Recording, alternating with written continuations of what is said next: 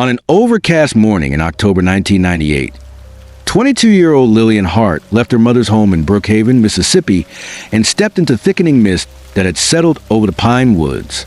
She was never seen again. No vehicle was discovered, no personal belongings, no evidence to confirm whether she left by choice or was taken. Case file #MS 98-0407/status. Unresolved/last confirmed sighting, October 7, 1998. Grab a popcorn and subscribe to this channel as we dive into details of the disappearance of Lillian Hart. Brookhaven, nestled in the quiet stretch of southern Mississippi, is the kind of place where time feels suspended. Railroad tracks split the town in two, their metallic echo a constant hum in the background of daily life. It's a town where porch lights flicker on at dusk, where local diners know your name, and where the unexplained carries a heavy weight. Lillian May Hart was well known among locals. Tall, soft-spoken, with thick dark hair she usually kept tied back in a braid. She had a gentle demeanor and a tendency to drift into daydreams mid-conversation. She had recently returned from Hattiesburg after dropping out of college, citing a need to reset.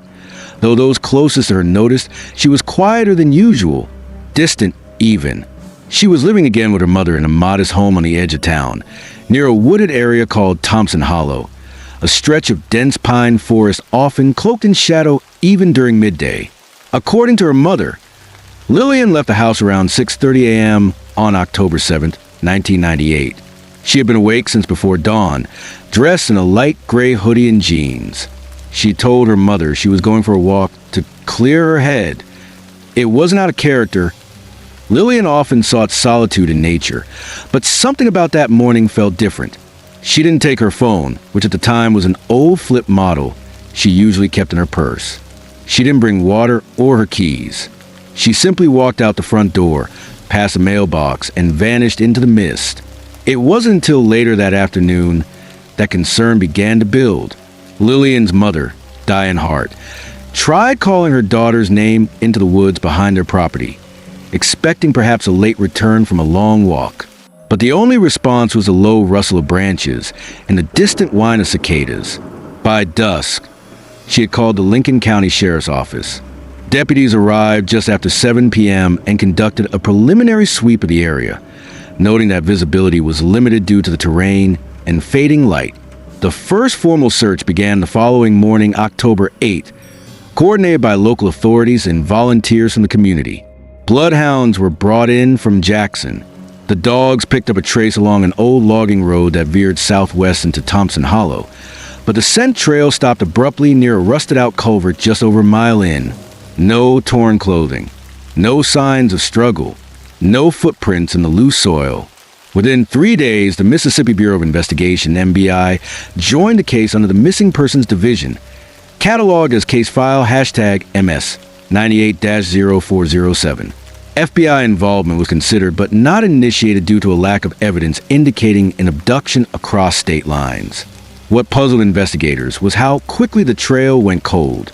One deputy remarked it was as though she'd stepped off the face of the earth. The forest was combed for nearly 2 weeks. Drones were not common at the time, so the search relied on foot patrols, ATVs, and aerial sweeps from a local helicopter pilot. Still, nothing turned up. A few locals came forward with possible sightings, but none were verified. A woman reported seeing someone matching Lillian's description at the Brookhaven Walmart parking lot 2 days after she vanished. Surveillance footage was grainy and inconclusive. Another man claimed to have seen her walking along a service road that leads toward Monticello, but follow-up searches yielded no results. The investigation pivoted to her mental health. Friends from college mentioned she had become withdrawn in the weeks leading up to her departure. She reportedly missed several classes and had stopped attending campus counseling sessions. However, there was no indication of suicidal ideation. She had plans. She'd recently spoken to her sister about enrolling in a creative writing course at the local community college. Still, authorities had to consider every angle. By late October, media coverage had picked up slightly, drawing regional attention, but not the kind that mobilizes large-scale search efforts. A few news crews interviewed Diane Hart, whose grief was visible behind her practiced composure. She refused to believe her daughter had run away. "Lillian doesn't just disappear," she told a reporter from the Clarion Ledger. "If she needed space, she would have said so. Something happened to her." In November 1998, the case hit a standstill. Leads slowed to a trickle. Tips dried up. The Thompson Hollow area was surveyed one last time before winter set in, but the forest remained silent. Years passed. In 2004, a hunter discovered a gray hoodie partially buried beneath leaves and soil near the eastern perimeter of Thompson Hollow, approximately 1.7 miles from the Hart property. The area had been covered in prior searches, but storms and natural debris had likely obscured it. The garment was submitted for forensic testing.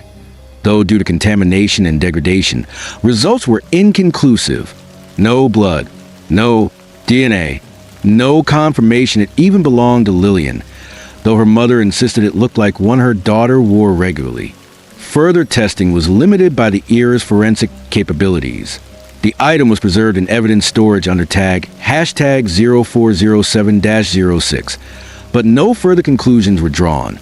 The find was enough to briefly revive public interest in the case, but no new leads emerged. In 2011, Lillian's file was reopened under the newly formed Cold Case Unit of the FBI. A fresh set of investigators reviewed the original case notes, re-interviewed former acquaintances, and submitted the remaining evidence for advanced DNA testing. There was talk of possible foul play. A local man, once a suspect in another disappearance, was questioned in relation to Lillian's case, but ultimately ruled out. Despite efforts, no suspect was ever identified. Nobody was ever recovered. To this day, the disappearance of Lillian Hart remains one of Brookhaven's most haunting cold cases. It is often referenced in local lore, with theories ranging from accidental death to abduction, and in some circles, more fantastical explanations rooted in the deep superstitions of southern Mississippi. But those who knew her simply remember a young woman with a quiet strength and a future she was just beginning to shape. Her childhood bedroom remains untouched, preserved by a mother who still believes her daughter is out there somewhere. Every year, on October 7th, a candlelight vigil is held outside the Hart residence. The flickering lights illuminate the edge of the woods, those same trees that may hold answers no one has yet found. But until something new surfaces, until a witness comes forward or evidence is unearthed, Lillian's story remains suspended in time. A woman who walked into the mist and never came back. And somewhere beyond the pines of Thompson Hollow, the silence continues to hold its secrets. Case file #MS 98-0407/supplemental timeline analysis. October 7th, 1998 began like any other Wednesday in Brookhaven, a town still slowly shifting from the humid grasp of late summer into the crisper chill of southern autumn. Sunrise came at 6:56 a.m. By 7:10, the mist had rolled in thick over Thompson Hollow, blanketing the roads, fields, and forests in a heavy fog that lingered well into mid-morning. 6:02 a.m., waking up, according to her mother Diane Hart. Lillian had been awake before the sun. Diane recalled hearing her daughter moving around in the kitchen, a kettle boiling, a cupboard shutting gently. Nothing out of the ordinary, she said, except that Lillian was fully dressed unusually early. She wore a light gray hoodie, jeans, and her worn sneakers, practical, unassuming. Her hair was tied back into a single braid. She hadn't eaten breakfast. She told me she needed to clear her head, Diane said in her interview with MBI investigators. I asked if she was okay. She just smiled and said she'd be back in a little while. That's all. 6:29 a.m. Seen leaving the property. Lillian stepped off the front porch of the Hart residence at approximately 6:29 a.m. and walked down the gravel driveway toward the tree line that bordered the edge of their property. She didn't take her flip phone, wallet, or keys, just a small notebook she often sketched or wrote poems in, tucked under her arm. That notebook has never been recovered. There is no confirmed footage of her departure, no doorbell cameras at the time, and the only nearby security camera, mounted on a hardware store facing the main road, didn't cover the area. However, a neighbor, 72-year-old Harold Lunsford, told investigators he spotted her silhouette crossing the field near the hollow as he sat on his porch smoking a cigarette. I saw her walk into the trees, he said. She didn't look scared or nothing, just walking real slow, like she was thinking. 6:47 a.m. Potential sighting number 1 unconfirmed.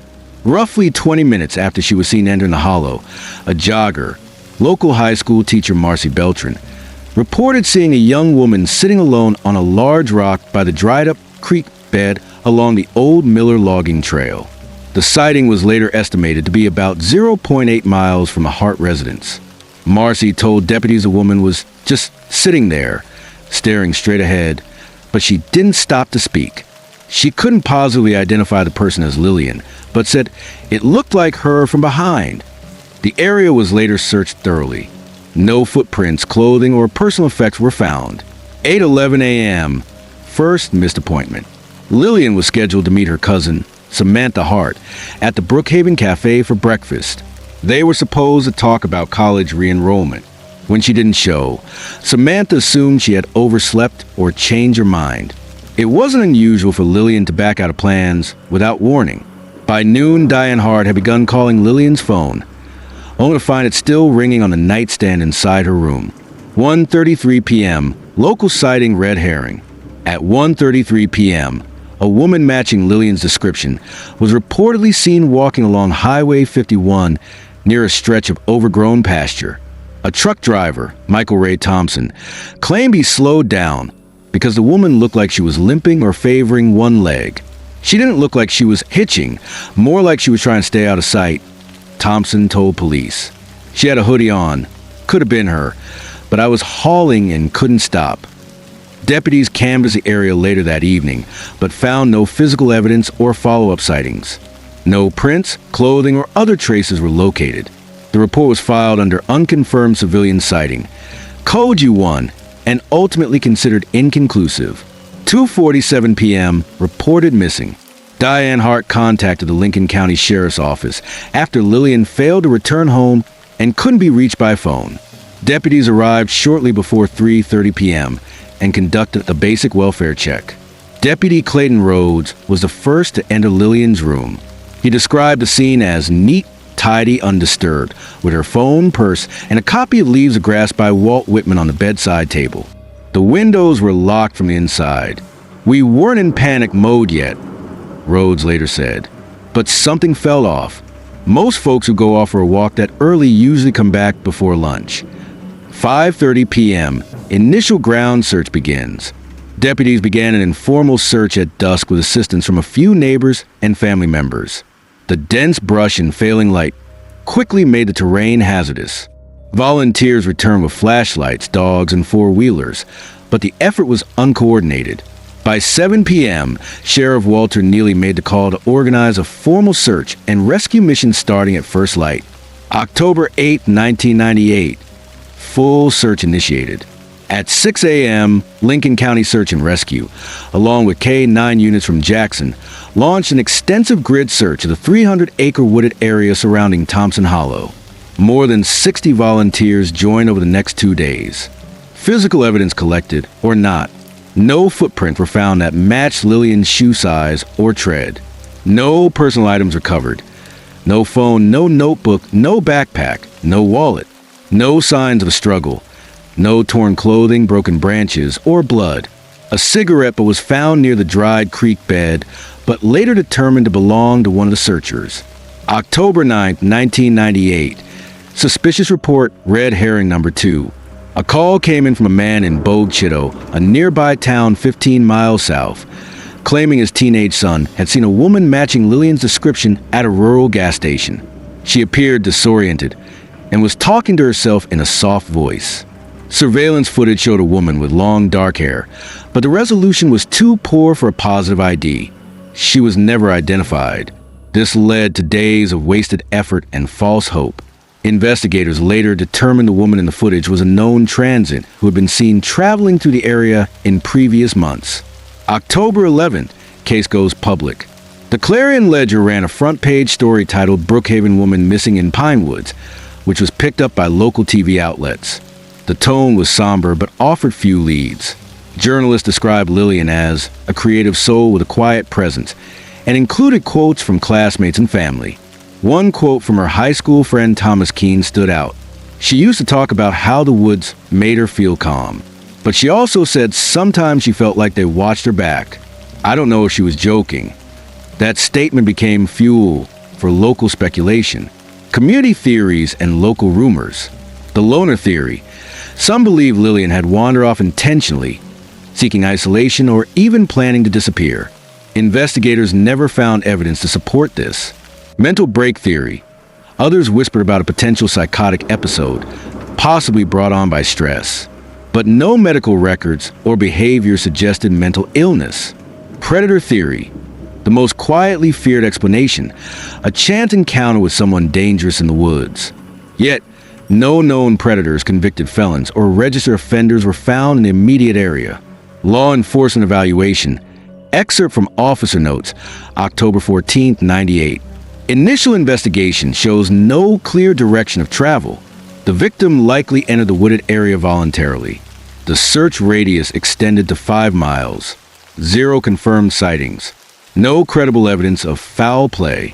The family continued to insist behavior was uncharacteristic. Recommend elevation to cold case division if no movement by the end of the month. Unanswered questions remain. Why did Lillian leave everything behind? Phone, wallet, ID? Was she meeting someone in the woods? Could she have suffered an accident in an area not yet searched? Or was something far more sinister at play? Even now, 27 years later, there are no definitive answers. Some locals refuse to walk the trails in Thompson Hollow. They say the woods have eyes. Others just leave porch lights on at night, hoping the light might guide someone or something home.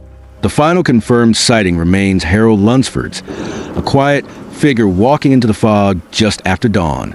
She never came out. Case file #MS 98-0407. Mississippi Bureau of Investigation. Reclassified. Cold case/subject. Lillian May Hart/status. Missing, presumed deceased. It has now been more than 2 decades since 22-year-old Lillian Hart stepped into the fog and vanished near the edge of Thompson Hollow. Despite search teams, forensic reviews, and intermittent tips over the years, no one has uncovered definitive answers. The file remains open, but time has softened the urgency into a quiet ache. One felt most deeply by her family, who still keep her bedroom preserved and her photo framed on the hallway wall. And though investigators reach dead ends, the mystery surrounding her disappearance has only grown deeper. Today, we explore 3 primary theories surrounding her fate. Each one is plausible, each has inconsistencies, and none lead to resolution. But perhaps they bring us closer to understanding what might have happened on that fog-bound October morning in 1998. Theory 1, voluntary disappearance. The quiet exit. Some investigators, particularly in the early months, entertained the idea that Lillian Hart simply chose to disappear, that she walked into the woods with intention and never meant to come back. She was known for introspection. Friends describe her as someone who carried her thoughts like weight. She had recently dropped out of college, though she told her mother and cousin that she was considering enrolling in creative writing classes at Copialincoln Community College. She never filed any paperwork. Her notebooks, what few were found in her room, contained scattered poetry, phrases about wanting to dissolve into trees, or lines like, "Some disappear be found, others to remain free." Then there's the question of her belongings. She left behind her phone, her keys, and her ID. To some, that implies she wasn't going far. To others, it signals planning, a calculated choice to cut ties with the modern world. One investigator noted, "We have no signs of a struggle, no forced entry, no clothing torn or blood left behind. When people disappear violently, there's usually noise and evidence. This was a vanishing. Clean. Silent. Could she have simply walked away, creating a new identity? Unlikely, but not impossible. No financial activity was ever linked to her name again. Her bank account remained untouched. No social security usage, no employment records, no sign-ins, or traceable activity under her identity. Supporters of this theory argue that someone with Lillian's intelligence and sensitivity might have been capable of disappearing without a trace, especially in an era before smartphones and mass surveillance. Maybe she had help. Maybe she reached out to someone no one else knew about, someone who picked her up deeper in the woods or helped her relocate. But critics point out the holes. There were no buses were leaving Brookhaven that morning. No cars were seen parked near Thompson Hollow's forest line. And she wasn't carrying supplies, no bag, no change of clothes, no cash. And then there's this. If she truly wanted to disappear forever, why leave at dawn through a wooded area barely a mile from home?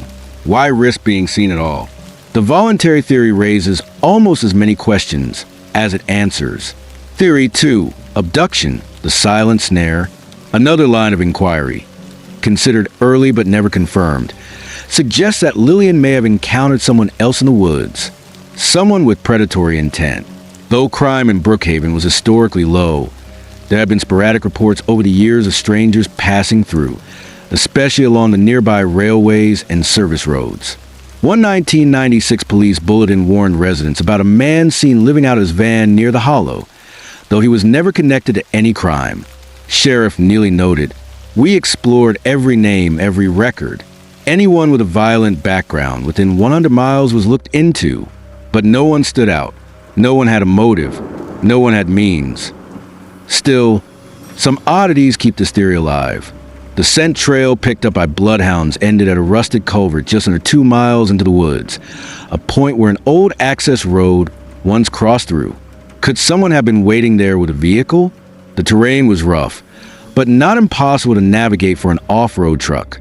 A few days after the disappearance, a local hunter named Travis Beecham reported seeing fresh tire tracks in a remote patch of the hollow, near the East Ridge. He said they weren't there 2 days before, and they appeared to veer off-road into the brush. Photographs were taken, but by the time authorities arrived, rain had already begun to obscure the evidence. The soil had shifted, and the impressions were no longer distinguishable. No follow-up evidence was recovered from the location. Then there's the witness report from the truck driver on Highway 51, a woman limping, wearing a gray hoodie, moving along the ditch. Some believe this was Lillian, injured and trying to escape. If that's true, the question becomes even more chilling. What was she running from? Some theorists believe her disappearance mirrors similar patterns seen in other rural missing persons cases. Lone women, last seen walking, no signs of a struggle, no digital trail. Is it possible a drifter or someone passing through Brookhaven crossed her path that morning? Perhaps someone she knew? Someone she didn't recognize until it was too late? Still, without physical evidence, no torn clothing, no remains, no weapon, law enforcement never had grounds to open a homicide investigation. And so, the abduction theory remains exactly what started as a theory. Theory 3, natural or supernatural forces. The hollow takes its own. Among locals, a different narrative circulates. One that speaks not from forensics or timelines, but from the land itself. The area known as Thompson Hollow has long been associated with superstition. Generations of Brookhaven residents passed down stories about the woods, tales of strange lights, vanishing hikers, and whispers that followed people through the trees. To some, it's folklore. To others, it's a warning. In the 1950s, a teenage boy went missing for 3 days in the hollow before stumbling back into town, dehydrated and disoriented. He claimed he had only been gone an hour. Search teams had combed the area where he was eventually found, but he hadn't been there before. There were no footprints, his or otherwise. In 1974, a farmer reportedly saw a woman walking alone in the same area before simply disappearing between 2 pine trees. He claimed it was like watching someone fade into fog. More recently, a 2002 hunting party abandoned a trip near the same eastern ridge after hearing what they described as low, rhythmic humming from deep within the trees. They later dismissed it as wind or wildlife, but none of them ever returned to that section of forest. Lillian's own writings may provide further ambiguity. In a page torn from one of her journals, found months after her disappearance tucked inside a book on her shelf, she had written, "Some places aren't made to be crossed. They don't keep you, they consume you. The forest doesn't echo because it's listening, it's remembering." Her family insisted these were creative musings, nothing more. But when coupled with a disappearance so eerily clean, some can't help but wonder, did Lillian encounter something beyond comprehension? This theory isn't one law enforcement can entertain officially. There's no room in the police code for the inexplicable. But among townsfolk, and even a few of the original search volunteers, the unease lingers. Sometimes, late at night, locals say they see movement at the tree line, a figure, a flicker, a glimpse of someone standing just beyond the reach of the porch lights, always watching, never approaching, theories that fade and questions that linger.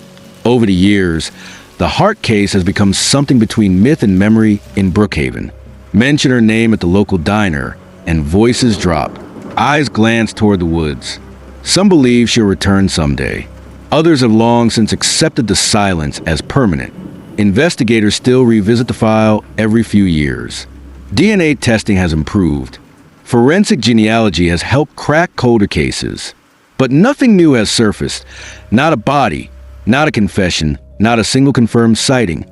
Just a forest. And the echo of her name. Lillian Hart, 22 years old, missing since October 7, 1998. And so we're left with theories, but no truth. Was Lillian seeking solitude that morning, only to succumb to the elements? Did she fall into the hands of someone watching, waiting? Or was she touched by something far older than this town, something that can't be mapped or explained? What do you think happened to Lillian Hart? Was it a tragic accident or something far more sinister? Drop your thoughts in the comments.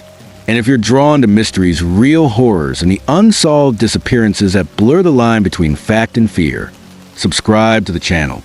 There's more still to uncover.